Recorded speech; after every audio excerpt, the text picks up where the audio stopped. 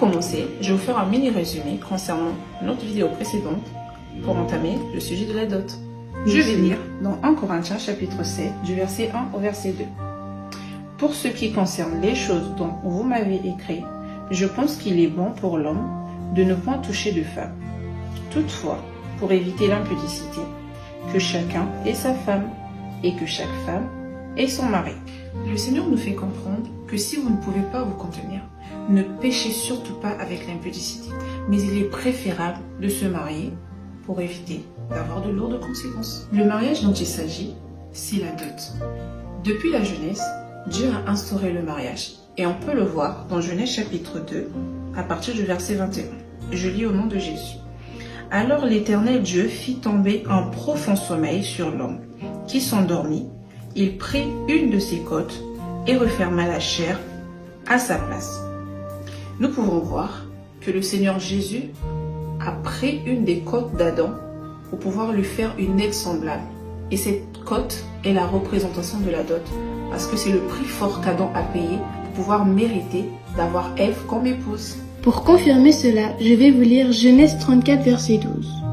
Je donnerai ce que vous me direz. Exigez-moi une forte dot et beaucoup de présents, et je donnerai ce que vous me direz. Mais accordez-moi pour femme la jeune fille. En fait, dans ce passage, le Seigneur veut nous faire comprendre que si un homme aime une femme, il doit la doter, tel que le Seigneur Jésus-Christ s'est donné en sacrifice, a donné sa vie pour nous. On peut le voir dans 1 Pierre 1, verset 19 à 20. Et oui mes frères et sœurs, le vrai mariage c'est la dot. Le mariage civil c'est seulement d'un point de vue administratif, ce n'est pas le mariage devant Dieu. Attention, c'est l'homme qui paye la dot, ce n'est pas la femme, car à aucun moment dans la Bible il est écrit que c'est la femme qui paye la dot. Sachez qu'il est encore plus important de savoir que lorsque vous vous mariez, vous ne pouvez plus vous séparer, parce que vous êtes la côte de quelqu'un.